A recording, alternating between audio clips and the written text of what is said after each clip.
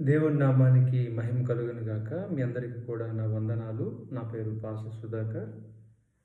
ఈరోజు యేసుక్రీస్తు వారి యొక్క పునరుద్ధాన దినం సందర్భంగా మనం దేవుని వాక్యాన్ని కొద్ది నిమిషాలు ధ్యానం చేద్దాం.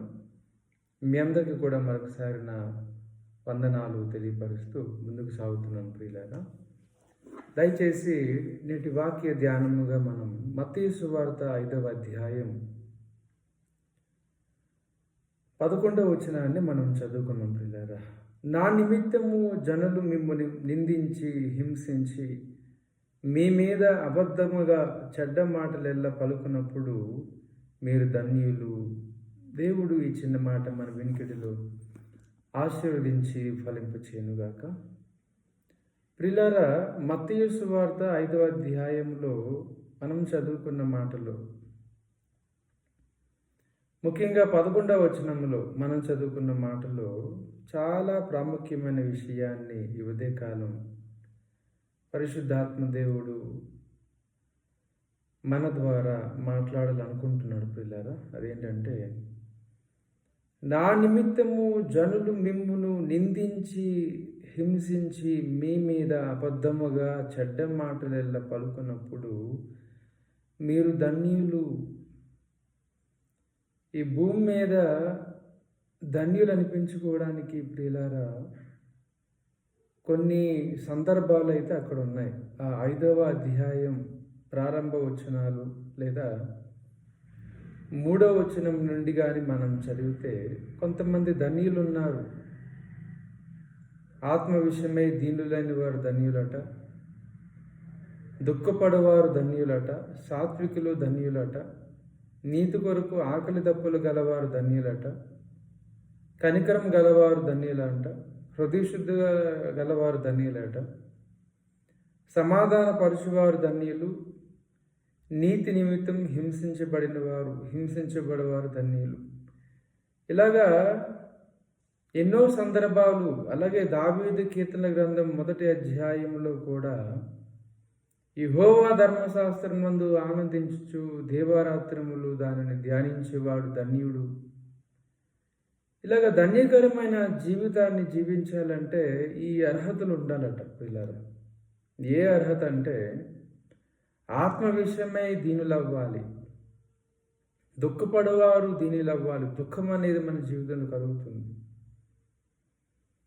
అలాగే సాత్వికంగా జీవించటం, సాత్వికులు ధన్యులట, నీతి కొరకు ఆకలి దప్పులు కలిగిన వారు ధన్యులట, హృదయశుద్ధి గలవారు ధన్యులట, సమాధాన పరచువారు ధన్యులు, నీతి నిమిత్తం హింసించబడేవారు ధన్యులు, దేవుని ధర్మశాస్త్రం నందు ఆనందించుచు దానిని దేవారాత్రములు ధ్యానించేవాడు ధన్యుడట. మరి మనం చదువుకున్నటువంటి మూలవాక్యం ఏదైతే ఉందో, దేవుని నిమిత్తము జనులు మిమ్మల్ని హింసించి, మిమ్మల్ని నిందించి హింసించి మీ మీద అబద్ధపు మాటలు చెడ్డ మాటలు పలుకున్నప్పుడల్లా మీరు ధన్యులు. అంటే ఇప్పుడు మనం ధన్యకరమైన జీవితం జీవించాలంటే ఖచ్చితంగా మన జీవితంలో కొన్ని నిందలు, కొన్ని హింసలు, కొన్ని అబద్ధపు మాటలు, కొన్ని చెడ్డ మాటలైతే చెడ్డ మాటలైతే మన విషయంలో పలికేటువంటి ఒక సందర్భం ఉండాలి. ఈరోజు ఒక వ్యక్తిని నిందిస్తే లేదా హింసిస్తే లేదా చెడ్డ మాటలు పలికామనుకోండి, క్రైస్తవులైనా కూడా ఈరోజు ఊరుకోలేని పరిస్థితి. మహాత్మా గాంధీ వారు ఒక చెంప మీద కొడితే మరో చెంప చూపించండి అనేటువంటి సంస్కృతి, అనేటువంటి ఒక నాన్ వైలెంట్ ఒక సిచ్యువేషన్ అనేది ఎక్కడి నుంచి వచ్చింది అంటే బైబిల్ గ్రంథంలో నుంచే వచ్చింది. అంటే మహాత్మా గాంధీ వారు కూడా బైబిల్ని అనుసరించారని ఇక్కడ మనకి అర్థమవుతుంది. అనవసరంగా నేను ఎందుకు మాట పడాలి, అనవసరంగా నేను ఎందుకు నిందించబడాలి అనవసరంగా నేను ఎందుకు బాధపడాలి అనేటువంటి పరిస్థితి ఈరోజు క్రైస్తవుల్లో మనకి ఉంది. కానీ మనం ధన్యులం అవ్వాలి అంటే ఈ అర్హతలు ఉండాలి. మనం చదువుకున్నటువంటి మూలవాక్యం కావచ్చు, లేదా పైన ఉన్నటువంటి వచనాలు కావచ్చు, లేదా ఏమండి కీర్తన గ్రంథంలో చదువుకున్నటువంటి మొదటి అధ్యాయంలో ఉన్నటువంటి విషయం కావచ్చు. ఈ అర్హతలు మనకు ఉండాలి. ఎప్పుడైతే ఈ అర్హత మనకు ఉంటుందో, ఇలాంటి ఒక స్వభావం ఎప్పుడైతే మనకు ఉంటుందో, అప్పుడే మనం ధన్యులు కాగలం. ఊరకనే ఏది కూడా ఒక విలువైనటువంటి వస్తువు కానీ, విలువైనటువంటి అర్హతలు కానీ ఊరకనే రావు ప్రియులారా. నా నిమిత్తము జనులు మిమ్మల్ని నిందించి, దేవుని కొరకు నింద, దేవుని కొరకు శ్రమ, దేవుని కొరకు హింస, దేవుని కొరకు అవమానం, ఎవరైతే వీటన్నిటిని ఇష్టపడతారో వాళ్ళు ధన్యులవుతారు ప్రియులారా. ఆ కింద వచనంలో కానీ చూస్తే, సంతోషించి ఆనందించుడి, పరలోకమందు మీ ఫలం అధికమవును, ఇలాగును వారు మీకు పూర్వమందుండిన ప్రవక్తలను హింసించిరి. అది పూర్వమందు ఉన్నటువంటి ప్రవక్తలందరినీ హింసించారు.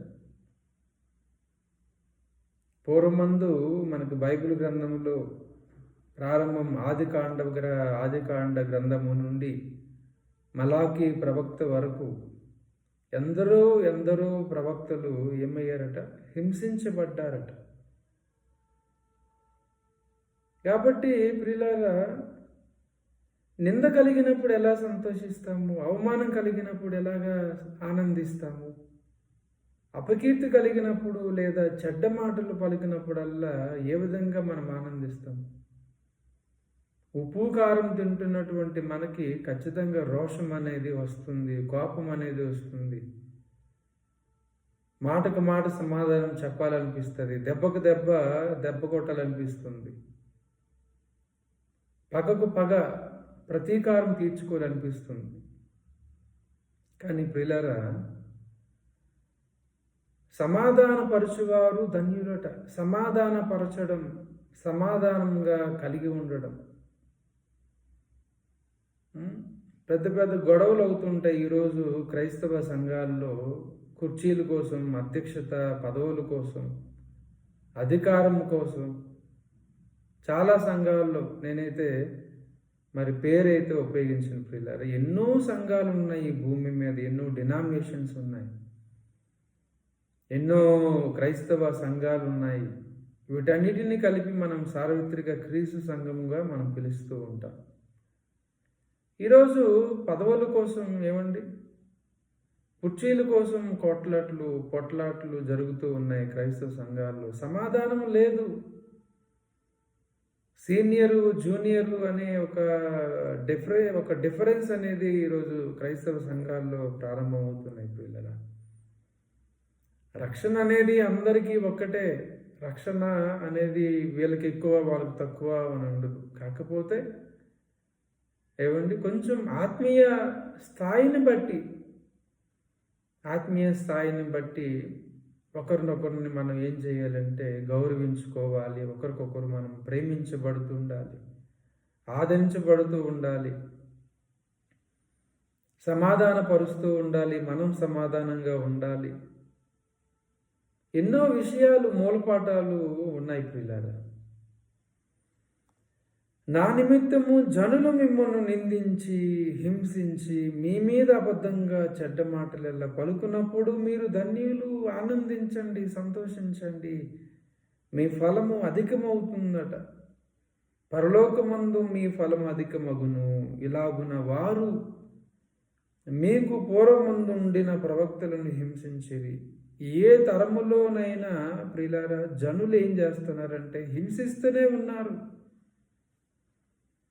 యేసు ప్రభువారు కూడా మనిషి కుమారుడిగా ఈ భూమి మీద పుట్టి 33.5 సంవత్సరాలు ఆయన పరిచర్య చేసి తండ్రి యొక్క చిత్తాన్ని ఈ భూమి మీద నెరవేర్చడం కోసం ఆయన ఎన్నో నిందలు పడ్డాడు.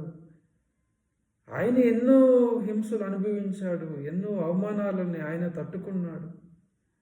ఆఖరికి తన ప్రాణాన్ని కూడా మన కోసం క్రయధనముగా చెల్లించాడట. ఏదో మనం రుణపడి ఉన్నట్టు, ఏదో మనం రుణపడి ఉంటాం కదా, అలాగా మనకేదో ఆయన అప్పుగా ఉంటాడు కదా, అలాగా ఆయన మన కోసం తన ప్రాణాన్ని కూడా క్రయధనముగా చెల్లించాడట. అంటే దేవాది దేవుడు ఆయన పరలోకములో నుండి భూమి మీదకి వచ్చినప్పుడు ఆయన కూడా ఒక మనిషిలాగా, నరమాతృడులాగా రక్త మాంసాలను ధరించి పాపమైతే చేయలేదు, కానీ ఒక మనిషి పడవలసిన బాధలు, హింసలు, అవమానాలు, గాయాలు అన్నీ ఆయన పొందాడు.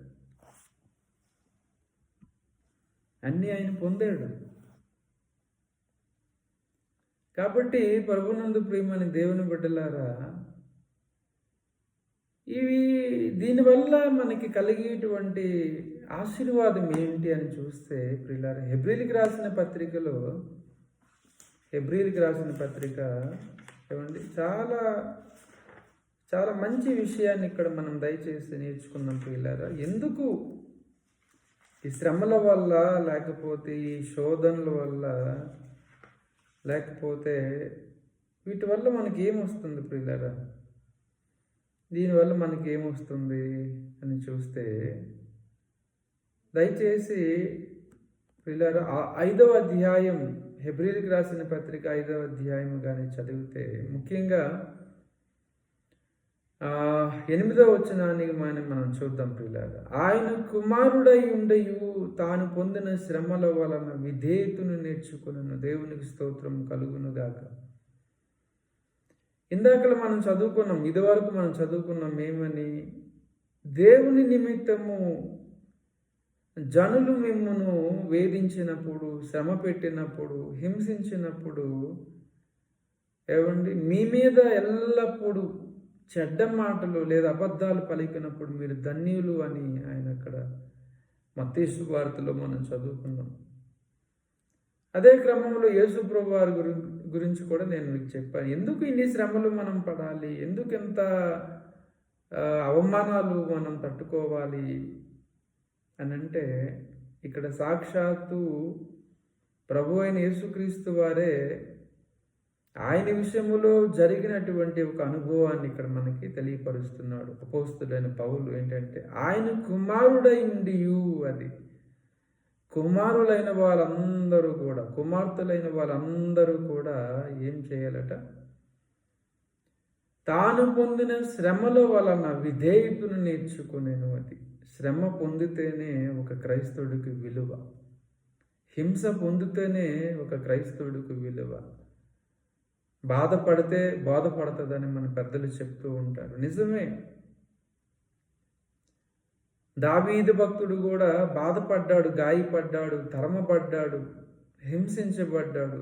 సొంత జనులే ఆయన్ని వెంట పెట్టారు, సొంత పిల్లలే ఆయన్ని వెంట పెట్టారు. ఎందుకంటే అక్కడ దావీదు భక్తుని జీవితంలో ఒక విధేయత ఏదో నేర్చుకోవాలి దేవుని ఎదుట.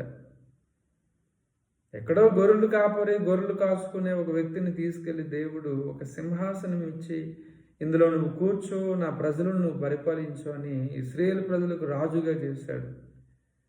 హెచ్చించిన ఆయన మనల్ని దించడం కూడా ఆయనకు తెలుసు. ఆశీర్వదించిన ఆయన మనల్ని తొక్కడం కూడా తెలుసు. ఇశ్రాయేలు ప్రజలు పాపం చేయడం వల్ల కదా బబులోను నగరంలో కొన్ని ఏళ్ళు బానిసలుగా దేవుడు వాళ్ళకి అప్పగించేశారు. తప్పు చేశారు కాబట్టి ఇశ్రాయేలు ప్రజల్ని ఐగుప్తు దేశంలో 400 సంవత్సరాలు వదిలేశాడు అక్కడ బానిసలుగా. ప్రియులారా, ఒకటి మాత్రం నిజం, తయారు చేసిన వ్యక్తి దాన్ని నాశనం చేయడం కూడా తెలుసు. ఆ దేవుడు ప్రేమామయుడు, కరుణా సంపన్నుడు, ఆయన ఏం చెయ్యడు. మనం ఎన్ని తప్పులు చేసినా, ఎన్ని పాపాలు చేసినా మనకేం కాదులే అని అనుకుంటే అది చాలా తెలివి తక్కువతనం, మూర్ఖత్వం అని మనం అర్థం చేసుకోవాలి. కాబట్టి ప్రభునందు ప్రియమని దేవుని బిడ్డలారా, తప్పు చేసి శిక్ష అనుభవించడం వేరు. కానీ ఏ తప్పు చేయకపోయినా, ఏ పాపం చేయకపోయినా మన జీవితంలో నిందలు, శ్రమలు, మరి హింసలు కలుగుతున్నాయి అంటే నీవు ఆశీర్వదించబడుతున్నావని అర్థం. దేవునికి స్తోత్రం కలుగునుగాక. పరలోకమందు మన ఫలం అధికమవ్వాలి అంటే ఈ భూమి మీద ధన్యకరమైన జీవితం మనం జీవించాలి. యెహోవా ధర్మశాస్త్రం నందు ఆనందించటం దేవుడు మనకిచ్చే ధన్యత. ధర్మశాస్త్రం పట్ల ఆనందించే అనుభవం ఉండాలి, దుఃఖపడే అనుభవం ఉండాలి, సాత్వికం కలిగిన మనసు ఉండాలి, హృదయశుద్ధి కలిగిన మనసు ఉండాలి, దేవుని నిమిత్తం, నీతి నిమిత్తం హింసించబడే మనసు ఉండాలి. అప్పుడు ఈ భూమి మీద మనం ఏమవుతామంటే ధన్యులమవుతాం. యెహోవాను వెదుకువారు ధన్యులట. యెహోవాన్ని వెదుకువారు, యెహోవాన్ని చూచువారు, ఉదయం దేవుని సన్నిధికి వచ్చి దేవుని ముఖం చూసేవారు ధన్యులు, ధర్మశాస్త్రాన్ని ధ్యానించేవారు ధన్యులు. ఏ తప్పు లేకపోయినా, మన సైడ్ నుంచి ఎటువంటి పొరపాటు లేకపోయినా, అన్యాయంగా చెడ్డ మాటలు మన బ్రతుకులో కలిగినప్పుడు ధన్యులమవుతాం. కాబట్టి వాటన్నిటికీ దేవుడు చూసుకుంటాడు. తప్పు చేసి మనం శిక్ష అనుభవించడం కాదు, తప్పు చేయకపోయినా శిక్ష అనుభవిస్తున్నామంటే అది దేవుని దృష్టిలో అది ఆశీర్వాదకరంగా మనం ఉంటున్నామని అర్థం, అభివృద్ధి చెందుతున్నామని అర్థం. ఏమండి? కాబట్టి ప్రభునందు ప్రియమైన దేవుని బిడ్డలారా, ఈ యొక్క ఆదివారం మరి యేసయ్య సన్నిధికి మనం వచ్చాము గనక ఈ కొద్ది మాటలు మన జీవితాన్ని ఖచ్చితంగా ప్రభావితం చేస్తాయని అయితే నేను నమ్ముతున్నాను పిల్లరా. లేఖనం ఏమి చెబుతున్నదో, లేఖనం ఏమి మనల్ని హెచ్చరిస్తుందో, లేఖనం ఏదైతే ఆయా ప్రకారంగా నడవమని మనల్కి బోధిస్తుందో, ఉపదేశిస్తుందో దాని ప్రకారంగా మనం నడవడానికి ప్రయత్నం చేద్దాం. ఏదైతే మనం నడవాలని మనం నడవలేకపోతున్నామో ఆయా విషయంలో పరిశుద్ధాత్మ దేవుని సహాయాన్ని మనం కోరుదాం. ఎందుకంటే ఈ లోకంలో నడవడానికే పెద్దలు మన చేపట్టి నడిపిస్తారు. కానీ మనందరికీ పెద్ద వ్యక్తి అయినటువంటి పరిశుద్ధాత్మ దేవుడు మన చేయి పట్టుకొని ఖచ్చితంగా ఆయన త్రోవలు యందు నడిపిస్తాడు. ఎప్పుడైతే ఆయన వైపు మనం చూచినప్పుడు, ఎప్పుడైతే ఆయన మీద మనం ఆధారపడినప్పుడు, ఎప్పుడైతే ఆయన మీద మనం ఆనుకున్నప్పుడు ఈ కార్యాలన్నీ జరుగుతాయి ప్రియులారా. కాబట్టి వారాంతం అంతటినీ కూడా దేవుడు దీవెనలో తీసుకుంటాడు. దేవుడి కొద్ది మాటలు మన వినికిడిలో బహుగా ఆశీర్వదించి ఫలింపజేయునుగాక. ఆమేన్.